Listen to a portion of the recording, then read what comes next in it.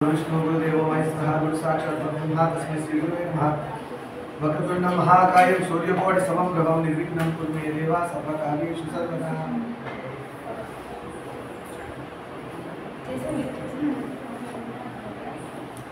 सभादेवताभ्यो नमः।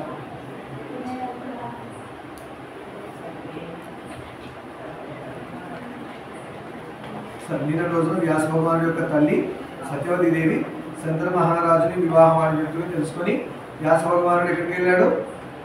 గంగ ఒడ్డున ఉన్న ఆమె దగ్గరికి వెళ్ళాడు, సత్యవతి దగ్గరికి వెళ్ళాడు కదా.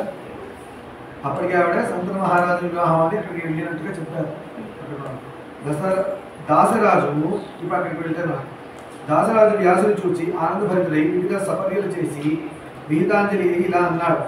వేదవ్యాసుడు అక్కడికి వెళ్ళాడు. వెళ్ళగా రాజు అబ్బా వేదవ్యాసుని చూసి, ఎందుకంటే వీళ్ళొక్క అందరూ వేదవ్యాసుడు అంటే సాక్షాత్ విష్ణువే. ఆ విష్ణువుని చూసి ఎంతో సంతోషపడ్డాడు. ఏంటి అంటే వేదవ్యాసుడి దర్శనం అందరికీ అంత ఈజీగా దొరకదు, ఎంతో అదృష్టం ఉంటే వేదవ్యాసుడి యొక్క దర్శనం దొరుకుతుంది. సరేనా? ఏమైంది? కూర్చోండి. మీరు డిస్టర్బ్ అవ్వకండి. పురాణం స్టార్ట్ అయినప్పుడు డిస్టర్బ్ చేసే వాళ్ళు ఎక్కువ ఉంటారు, మనం డిస్టర్బ్ అవ్వకుండా వినాలి. సరే, గీతాంజలి ఇలా అన్నాడు. ద్విజోత్తమ, దేవతలకు కూడా దుర్దర్శనమైన నీ దర్శనం నాకు లభించడం చేత నా జన్మ చరితార్థమైంది. గొప్ప గొప్ప దేవతలకు కూడా వేదవ్యాసుడి యొక్క దర్శనం దొరకడం కష్టం. అలాంటి దర్శనం నాకు జరిగింది, నాకు దొరికింది అని ఆ రాజు ఆనందపడుతున్నాడు. వేదవ్యాస దర్శనం ఎవరికి దొరుకుతున్నాయా అంటే తపస్సు చేసేవాళ్ళకి వేదవ్యాస దర్శనం దొరుకుతుంది. ఎక్కడ? కైలాసం, హిమాలయాలు ఇక్కడికి వెళ్ళి తపస్సు చేస్తే వేదవ్యాస దర్శనం దొరుకుతుంది.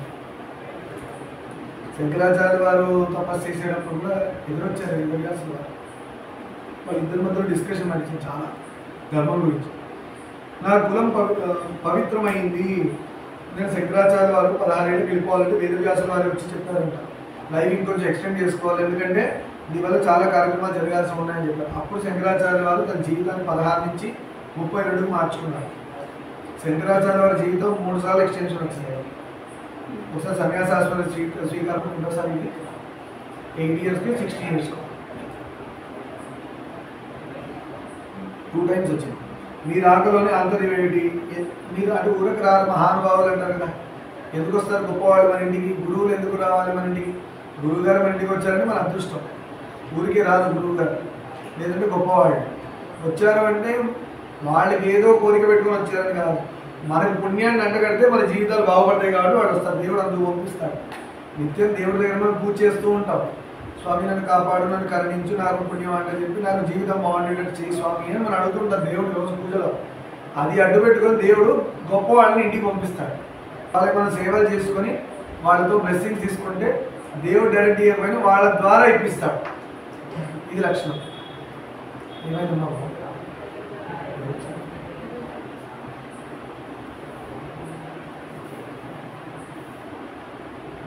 మీరు ఆకలోనే ఏమిటి? మీరు అంటే మీరు ఏమైనా అవసరం ఉండి వచ్చారా? చెప్పండి, నాకు నేను తీరుస్తాను అంటున్నాడు. భార్య బిడ్డలు ఉన్నారా అంటే మీతో పాటు వచ్చారా? ధన సంచయం ఏమైనా చేశారా? ఏమైనా డబ్బు ఏమైనా కావాల్సి వచ్చిన అవసరం ఉందా? లేదంటే ఏమైనా సంపాదించారా అని అడగగా సాత్యవతీయుడు ఏమీ మాట్లాడకుండా సరస్వతి నది తీరాన ఆశ్రమం నిర్మించుకొని సమాధి మగ్గుడే అక్కడే ఉన్నాడు. ఏమీ మాట్లాడలేదు. సరస్వతి నది ఒడ్డుకు వెళ్ళి అక్కడ ఆశ్రమం నిర్మించుకొని అక్కడే తపస్సు చేస్తూ యోగ సమాధిలో లా ఉండిపోయారు. ఎవరు? వ్యాస భగవాను. ఇది జరిగింది. ఇప్పుడు ఏమైంది ఇక్కడ చూద్దాం. శంకర మహారాజుకు చేస్తుంది సత్యవతి, వ్యాస భగవాను యొక్క తల్లి మత్స్యకన్య అనుకున్నాం కదా, గుర్తుందా? సత్యవతి తల్లి ఉంది కదా, వ్యాస భగవానుడి తల్లి. ఆవిడ పరాశరుడితో కన్న బిడ్డ వ్యాస భగవాను.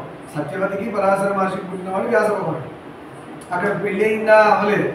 మబ్బులు సృష్టి చేసి బిడ్డ కలిగిందని చెప్పాం కదా ధర్మంగా. ఆవిడని శంకర మహారాజు చేసుకున్నారు. ఇప్పుడు ఆ సంతానంలో సత్యంలో 20 కొడుకులు పుట్టారు. 20 మంది పుట్టారు కొడుకులు. శంకర మహారాజుకి సత్యవతి వ్యాస భగవాన్ యొక్క తల్లికి. మొదటి వాడి పేరేంటి? చిత్రాంగదుడు. మొదటి వారు ఎవరు? చిత్రాంగదుడు. సర్వలక్షణ సంపన్నుడు, అన్ని మంచి లక్షణాలు ఆయనకి. శత్రు భయంకర, శత్రువులకి భయం. ఈ చిత్రాంగదుడు అనే పేరు వింటేనే భయపడుతుంటారు. శంకర మహారాజు సత్యవతీ దేవి అంటే వ్యాస భగవానుడి యొక్క తల్లి. అంటే ఇప్పుడు వ్యాస భగవానుడికి ఏమవుతాడు? చిత్రాంగదుడు అన్నయ్య తమ్ముడు అవుతాడు. తమ్ముడే అవుతాడు. అంటే ముందు వ్యాసుడు వచ్చేసాడు, వ్యాసుడు ఫస్ట్ వచ్చాడు, ఈ తమ్ముళ్ళు అవుతాడు. వీరు కాక వీరికంటే పెద్దవాడు గాంగేయుడు ఉన్నాడు. రెండవ వాడి పేరు విచిత్రవీరుడు. విచిత్రవీరుడు రెండవ వాడు. అలా 20 మందిలో ఫస్ట్ గురించి మాట్లాడారు. తర్వాత ఈ సత్యవతికి శంతన మహారాజుకి గంగతో కలిసి ఒక కొడుకు ఉంటాడు. శంతన మహారాజుకి గంగమ్మకి, గంగ కాశీ గంగమ్మ ఉంది కదా, ఆ గంగమ్మకి శంతన మహారాజు కలిసి పుట్టిన వాడి పేరు గాంగేయుడు. ఆయనే మహాభారతంలో భీష్ముడు అంటారు. అంత పవర్ఫుల్ రోల్. అర్థమైందా? శంతన మహారాజుకి గంగమ్మకు పుట్టినవాడు భీష్ముడు. సత్యవతి దేవికి శంతన మహారాజు పుట్టినవాడు 20 మంది. ఇదే సత్యవతికి పరాశర మహర్షి పుట్టినవాడు ఎలా ఉన్నాయో అన్ని ఒకటే జనరేషన్ వాడు వీళ్ళందరూ. అంటే భీష్ముడు కూడా ఎవరికి అన్నప్పుడు అవుతాడు? అతడు శంతనులకు గంగ వలన జన్మించాడు. అలా అతడు మహావీరుడు. ఎవరు? భీష్ముడు మహావీరుడు. రెండో వాడి పేరేంటి? విచిత్రవీరుడు అని చెప్పుకున్నాం మనం. వాడిద్దరు 20 మందిలో వాడిద్దరు చిత్రాంగదుడు, విచిత్రవీరుడు. సరే, సర్వలక్షణ శంతనుడు చూసి మహానంద భక్తుడై శంతనుడు తన జన్మ ధన్యమైన భావించి కొంతకాలం చేసి దివంగతుడు అయ్యాడు. ఈ బిడ్డలందరూ చూసుకొని శంతను మహారాజు చాలా సంతోషపడుతూ కొన్ని రోజులు రాజ్యం వేలి తర్వాత అరుణ్ ఎవరున్నారు నాన్న? సాయి నిహాన్ ఎందుకు అక్కడ? మ్యాచ్ ఎందుకు నాన్న? తెలుగు కదా, ఇటే వచ్చేయండి. మీరు ఎందుకు అక్కడ? సాయి నిహాన్ బయటకు వచ్చేయండి, వాళ్ళకి మ్యాథ్స్ ఎగ్జామ్ వాళ్ళు చేసుకొని. సరే, అప్పుడు గాంగేయుడు తండ్రికి పరలోక క్రియలు నిర్వర్తించి తాను రాజ్యభారం వహించకుండా చిత్రాంగదుడికి పట్టం కట్టాడు. జనరల్గా వీరుడైనప్పుడు ఏం ఆలోచిస్తారు? తండ్రి చనిపోయాక. భీష్ముడు మాత్రం గాంగేయుడు అంటే భీష్ముడు రాజ్యపాలన తీసుకోవాలి కదా, తీసుకోకుండా తనేం చేశాడు? సత్యవతి దేవి తన తండ్రి అయిన శంతన మహారాజు పుట్టిన బిడ్డ అయిన ఫస్ట్ వాడు ఎవరు? చిత్రాంగదుడికి రాజ్యం. అంతేగాని నేను రాజ్యం తీసుకుంటానులే. శంతన మహారాజుకి గంగమ్మ పుట్టిన భీష్ముడు రాజ్యం తీసుకోవాలి. రాజవల ఎవరికి ఇచ్చాడు? శంతన మహారాజు సత్యవతి దేవి యొక్క పెద్ద బిడ్డకి ఇచ్చాడు. భీష్ముడు చూసి ఆ తల్లి ఎంత సంతోషపడి ఉండాలి. సత్యవతి దేవి సర్వలక్షణ సంపన్నుడు. సరే, రాజపాలన చేసి దివంగతుడు అయ్యాడు. అప్పుడు గాంగేయుడు అలా చేశాడనమాట. తండ్రి కోసం చిత్రాంగదుడికి రాజపాలన చేయమన్నాడు. ఆ కారణం చేయడానికి దేవవ్రతుడు అనే పేరు కూడా వచ్చింది. అలాంటి గొప్ప త్యాగం చేశాడు కదా, అందుకే దేవవ్రతుడు అంటారు ఆయన. మహావీరుడు. ఒకనాడు అతడు అపార సైన్యాన్ని వెంట పెట్టుకుని మృగయ వినోదానికి మరిసీమలకు వెళ్ళి అక్కడ ఆత్మనామధరుడైన గంధర్వరాజు యుద్ధానికి నిలబడ్డాడు. అక్కడ వేటాడడానికి వెళ్తుంటారు రాజు సైన్యాన్ని పెట్టుకుని. అలా వెళ్ళి అక్కడ గంధర్వరాజు ఒక ఆయన ఉన్నాడు. ఆయనతో యుద్ధాన్ని దిగాడు. ఎవరు? చిత్రాంగదుడే రాజు. ఆయన యుద్ధానికి వెళ్ళాడు గంధర్వరాజుతో. ఇరువురికి 3 ఏళ్ళు 3 ఇయర్స్ కొట్టుకున్నారు. ఇద్దరు యుద్ధం అక్కడే చేశారు. ఆ గంధర్వరాజు చేతిలో ఈ చిత్రాంగదుడు చనిపోయాడు. చిత్రాంగదుడు పెద్ద కొడుకు చనిపోయాడు. సత్యవతి శంతన మహారాజు యొక్క పెద్ద కొడుకు చనిపోయాడు చిత్రాంగదుడు. ఇప్పుడు ఏమైంది? ఆ వార్తని భీష్ముడు శోకాకులుడై అతనికి ఊర్ధ్వదైహిక కర్మలు కావించి భీష్ముడే చేశాడు పాపం అంత్యక్రియలు. ఎవరికి? తమ్ముడైన చిత్రాంగదుడు. అనంతరం సచివుల సంబంధించిన విచిత్ర వీరుడికి పట్టం కట్టాడు. రెండో తమ్ముడు ఉన్నాడు విచిత్ర వీరుడు. ఆయనకి మళ్ళీ రాజ్యం చేశాడు. పుత్రశోకోపహతయ్యు సత్యవతి తన కనిష్ట సుతుడు రాజ్యాభిషిక్తుడైనందుకు కొత్త సంతోషం. మొత్తానికి తన బిడ్డకి మళ్ళీ రాజ్యం వచ్చినందుకు పెద్ద కొడుకు చనిపోయినప్పుడు సత్యవతి దేవి ఆవిడ సంతోషపడింది. మళ్ళీ భీష్ముడు తీసుకున్న రాజ్యం ఎవరికి ఇచ్చాడు? తమ్ముడికి ఇచ్చాడు, రెండో వాడు. వ్యాసుడు కూడా తన తమ్ముడు విచిత్ర వీరుడు రాజు ఆనందించాడు. మొత్తం వ్యాసుడు కూడా ఇబ్బంది లేదు, సంతోషపడ్డాడు వ్యాసుడు కూడా. అంటే సత్యవతి అనేది తల్లి కదా. ఈ 20 మందికి వ్యాసుడికి తల్లి సత్యవతి, భీష్ముడికి మళ్ళీ 20 మందికి తండ్రి శంతన మహారాజు. అలా క్రమంగా యవ్వనంలో అడుగుపెట్టిన విచిత్ర వీరుడికి వివాహం చేయదలిచాడు భీష్ముడు. భీష్ముడు ఏం చేశాడు? ఈ అన్నదమ్ములు పెళ్లి చేయడం జరిగిందండి. తమ్ముడు ఆయన చేసుకోలే. ఆయన ఏమన్నా నేను పెళ్లి చేసుకుని రాజవ్వనని శపథం చేశాడు భీష్ముడు. నేను రాజును అవ్వను, తండ్రి కోరే. తండ్రికి మాట ఇచ్చాడు. మళ్ళీ వాళ్ళందరూ ఎవరు చూసుకుంటారు పాపం? ఒంటరి వాడు. తండ్రికి మాట ఇచ్చాడు. ఎందుకంటే ఇంతమంది తమ్ముళ్ళు ఉన్నారు కదా, ఆయన రాజ్యం చూసుకుంటూ కూర్చుంటారు, తమ్ముళ్ళు ఎవరు చూసుకుంటారు? సరే, కాశీరాజు ఉన్నాడు కదా, ఆయనకి అంబ, అంబాలిక, అంబిక అని 3 కూతుర్లు ఉన్నారు. అంబ, అంబాలిక, అంబిక గుర్తుపెట్టుకోండి. ఈ ఈ ముగ్గురు వారికి వివాహం చేయదలిచి ఆ రాజు స్వయంవరం చాటించాడు. మొత్తానికి వాళ్ళ ముగ్గురికి వివాహం చేయాలని రాజు స్వయంవరం ప్రకటించాడు. స్వయంవరం అంటే రాజులు వచ్చారు. రాముల వారు ఎలా వెళ్ళారు స్వయంవరానికి, అలా రాముల వారు వెళ్ళి స్వయంవరానికి కాదు శివధనుసు వెళ్ళడానికి వెళ్ళారు. అనుకోకుండా అక్కడ మ్యాచ్ ఫిక్సింగ్. స్వయంవరార్థం రాజకుమారులు ఎందరినో ఆహ్వానించాడు. అందరు రాజులు వెళ్ళారు. ఎక్కడికి? కాశీరాజు దగ్గరికి. ఎందుకోసం వెళ్ళారు? అంబాలిక వీళ్ళ పెళ్లి కోసం. వారికి అందరికీ యథావిధిగా సపర్యలు చేశాడు కాశీరాజు. ఆ స్వయంవర సమయంలో మహావీర్యవంతుడైన భీష్ముడు వచ్చి అక్కడికి వచ్చిన రాజకుమారులందరినీ తన భుజబలంతో నిర్జించి ఆ ముగ్గురు కన్యలు అపహరించి వారిని మానవంతో చూస్తూ తన రథం మీద తీసుకొని తల్లికి చూపించాడు. భీష్ముడు వచ్చాడు అక్కడికి. ఎంతమంది రాజులు వచ్చారు అందరూ ఓడించేశాడు. ఆ అంబిక, అంబాలిక ముగ్గురి రథం ఎక్కించుకొని తీసుకొచ్చాడు. అక్కడి నుంచి తీసుకొచ్చి, అమ్మ చూసావా నేను గెలిచి తీసుకొచ్చి ఆ ముగ్గురు కన్యల్ని తమ్ముడికి ఇచ్చి వివాహం చేద్దాము అని ఆయన ఉద్దేశం. అందుకనే మామూలు ఆయన ఎత్తుకొస్తే ఆయన చేసుకోవాలి కదా, మరి వీరుడని స్వయంవరం ప్రకటిస్తే అదే కదా, ఎవరు గెలిస్తే వాళ్ళకి ఇచ్చేస్తారు. కానీ ఈయన మాత్రం వాళ్ళని ఆ దృష్టితో చూడలేదు, తల్లి దృష్టితో చూశాడు. భీష్ముడు అంత ప్యూర్గా ఉంటాడు. భీష్ముడు తీసుకొచ్చాడు. అనంతరం దైవజ్ఞులైన బ్రాహ్మణోత్తములు చేసి సుముహూర్తం నిర్ణయించి విచిత్ర వీరుడిని వివాహం చేయాలని నిర్ణయిస్తుండగా, ఇప్పుడు విచిత్ర వీడికి ముగ్గురినిచ్చి పెళ్ళారు కదా అనుకుంటున్నారు. ఆ ముగ్గురిలో పెద్దదైన అంబ అంటుంది. అంబ ఫీల్ అయింది. ఏం ఫీల్ అయింది? అయ్యో నేను ఆల్రెడీ అక్కడ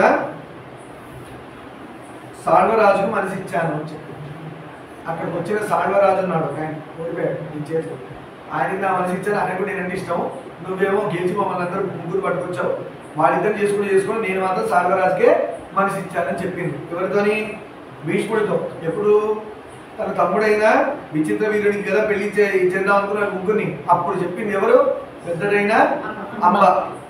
కురుశ్రేష్ఠుడా, నేను స్వయంవరంలో సాల్వరాజును వరించాను. ఆ నరేంద్రుడును నన్ను మనఃపూర్వకంగా నీవు ధర్మజ్ఞుడు, నువ్వు ధర్మం తెలిసినవాడు కదా, నాకు మనసు అక్కడ ఉంటే నువ్వు ఇక్కడ ఇచ్చేలా చేస్తావు, చేయకూడదు కదా అంటే భీష్ముడు కూడా పెద్దవాళ్ళని వాళ్ళు మాట్లాడి డిస్కస్ చేసి ఆయన ఏమన్నాడు?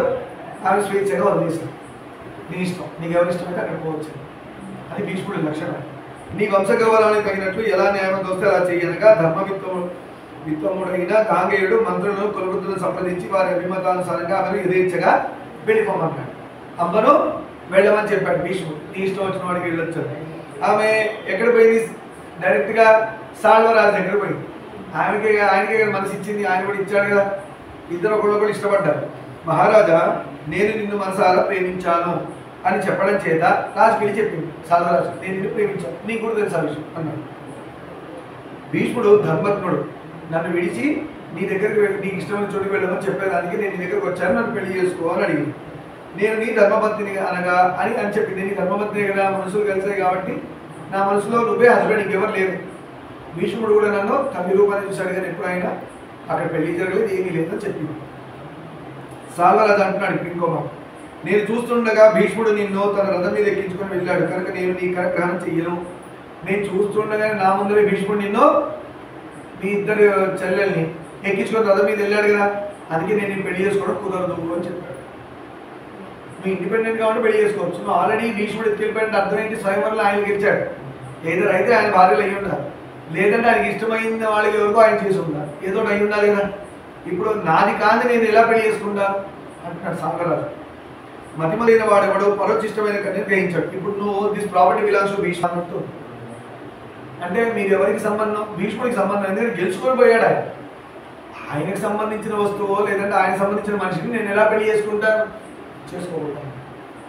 కాబట్టి భీష్ముడి చే పరిత్యక్తమైన నిన్ను నేను వరించాను, నేను పెళ్లి చేసుకోవడం కుదరదు. ఎవరు? సాల్వరాజు. అప్పట్లో అంత ధర్మంగా ఉండేవాడు చూడండి. ఇప్పుడు వచ్చే చేసుకుందాం అని చెప్పకుండా వచ్చే చేసుకుందాం అని అడ్డదిడ్డంగా ఉన్నది. నీవు నాకు మాతో సమానవు, ఇంకేముంది? మళ్ళీ ఆ మనసులో భర్త అని ఫీలింగ్ రాకుండా నువ్వు నాకు తల్లితో సమానం అన్నాడు. పెళ్లి చేసుకుందామని వచ్చిన భార్యని తల్లితో సమానం, ఇంకేం పెళ్లి చేసుకునేది మొత్తం పోయి అయిపోయింది. తల్లి కూర్చున్నాడు.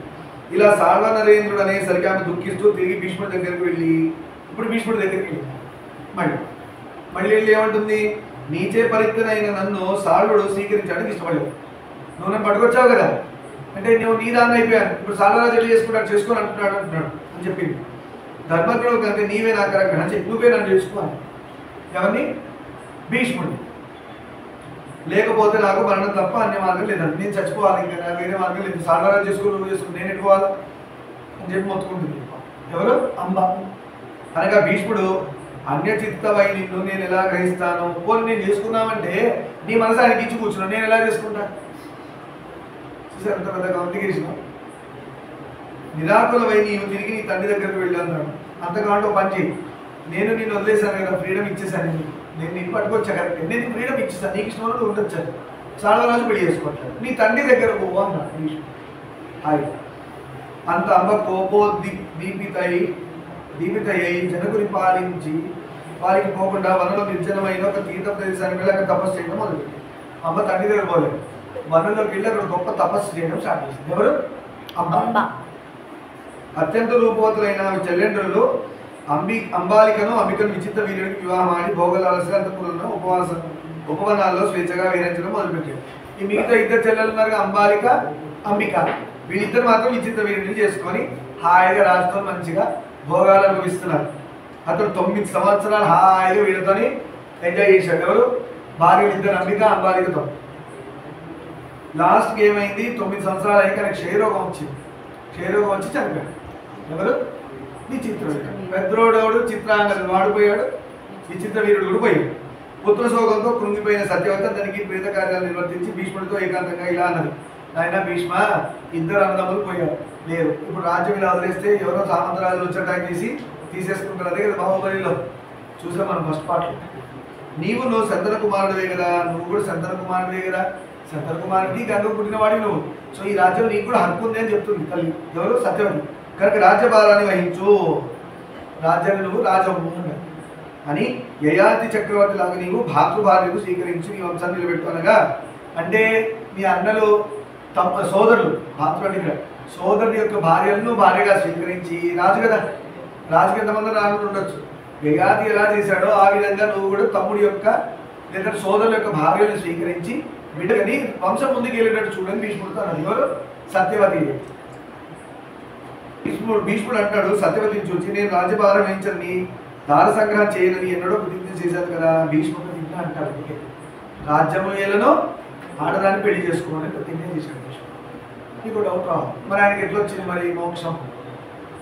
తల్లిదండ్రి పెళ్లి చేసుకొని గృహస్థానం నుంచి పోవాలి కదా. విష్ణు సహస్రనామం భీష్ముడు అడిగినందుకే చెప్పారు శ్రీకృష్ణ భగవాన్. అర్థమైందా? అంపశయ్య మీద ఉన్నప్పుడు చెప్పాడు, ఆ ముళ్ళ బాణాలు ఉన్నాయి కదా అర్జునుడు పెట్టినవి, అలా భీష్ముడు. కొంతమంది కారణ జన్ములు, వాళ్ళని మనతో కంపేర్ చేసి ఈ ధర్మాలన్నీ ఎవరికి? వేద ధర్మాలన్నీ 4 యుగాలకి. కానీ ఒక్కొక్క యుగానికి వేదం ఒక ధర్మం నిర్వర్తించింది. కలియుగంలో మనుషుల ధర్మం ఇలా, అలా త్రేతాయుగంలో ధర్మం ఒకటి, ద్వాపర యుగంలో ధర్మం ఒకటి, కృతయుగంలో ధర్మం ఒకటి, అలా అలా ఏ యుగానికి ఆ ధర్మం యుగ ధర్మం అంటారు. మనం ప్రతిదీ ఏం చేస్తా అంటే మనం ఈ కలియుగంలో ధర్మం తీసుకొచ్చి అన్నిటికీ లింక్ చేసి చూస్తుంటాం, తప్పు కదా ఇది తప్పు కదా. ఇప్పుడు ఇవన్నీ జరిగినాయి, ఎక్కడ జరిగినాయి? కలియుగానికి ముందు యుగాల్లో జరిగినాయి ఇవన్నీ. అర్థమైందా?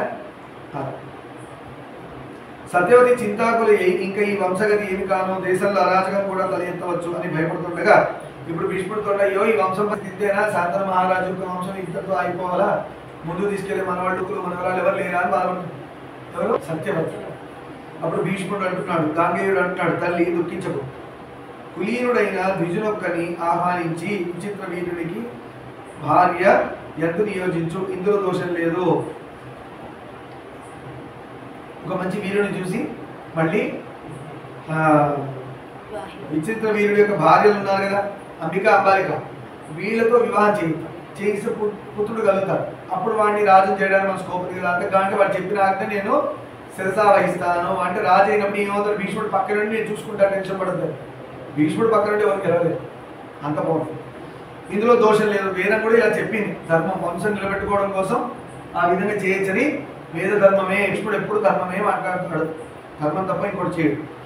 కుల రక్షణ కోసం ఇలా చేయడం వేదం కూడా అంగీకరిస్తుందని చెప్పాడు. కులాన్ని కాపాడడం కోసం ధర్మం, కుల ధర్మం, కులాన్ని కాపాడుకున్న ఆర్ఎస్ కూడా అదే అన్నా.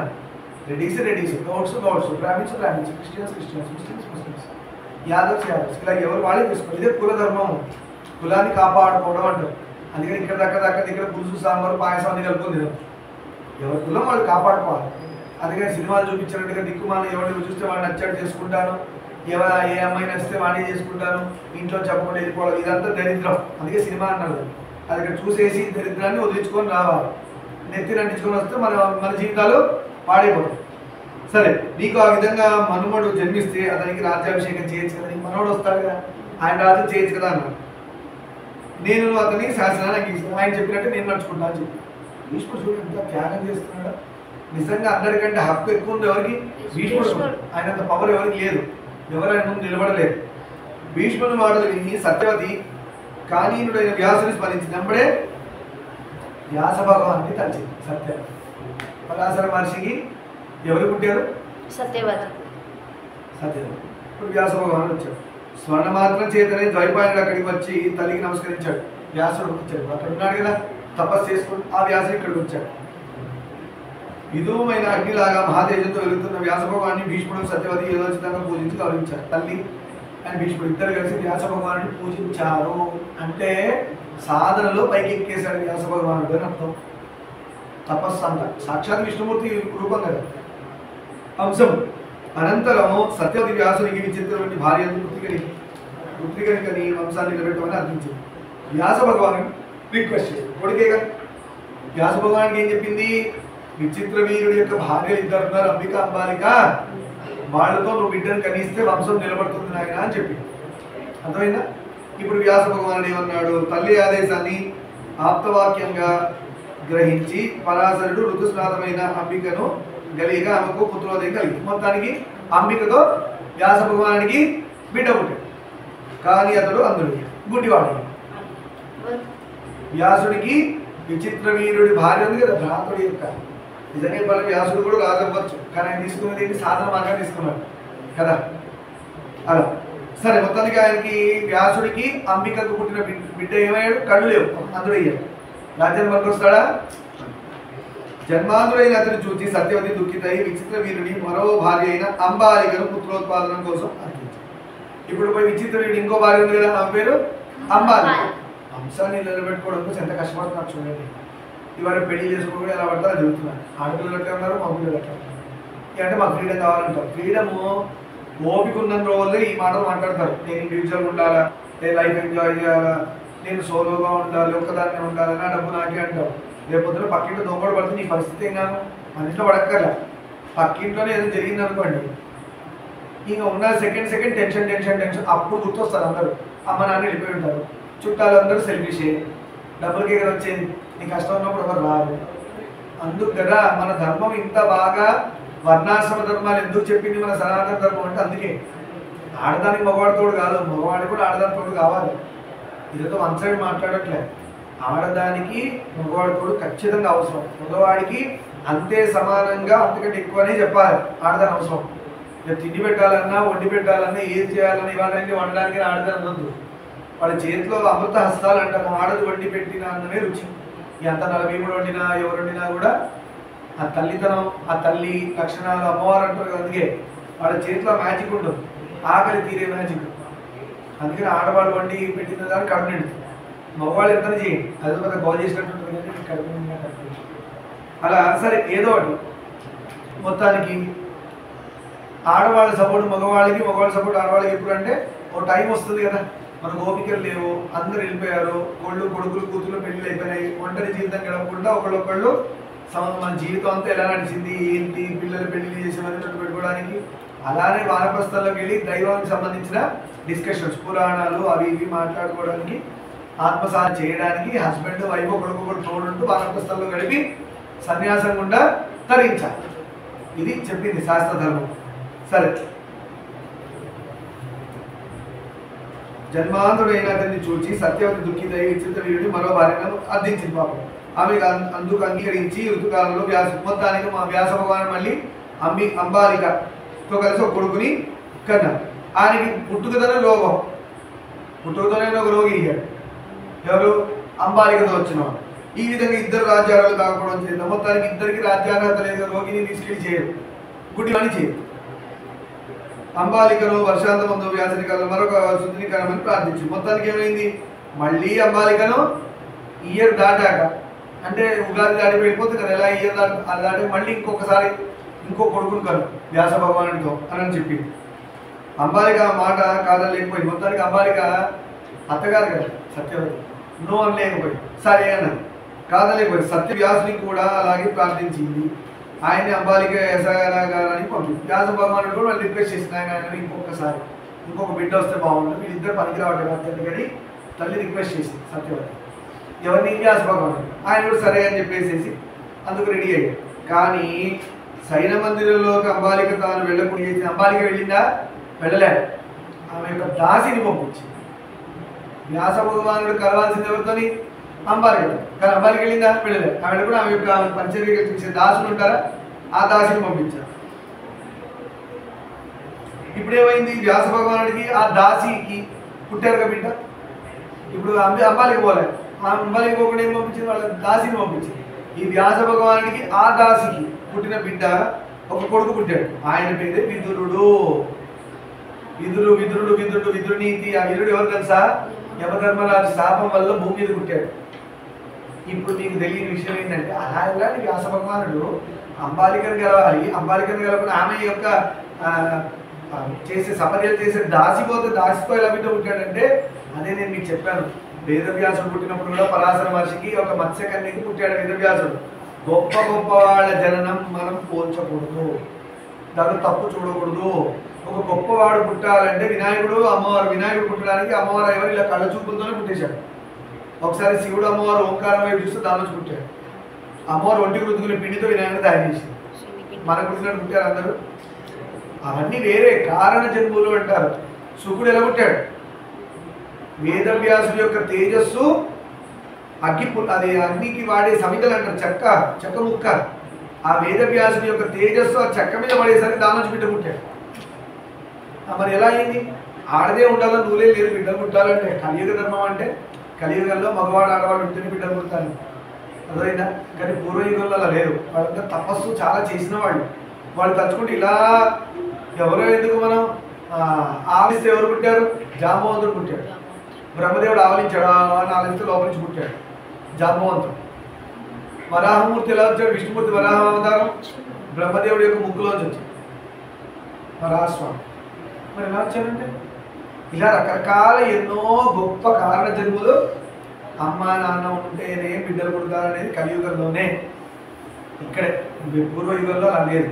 అలా మొత్తానికి విదురుడు పుట్టాడు. ఈయనే యమధర్మరాజు శాపం వల్ల విదురుడు వచ్చాడు.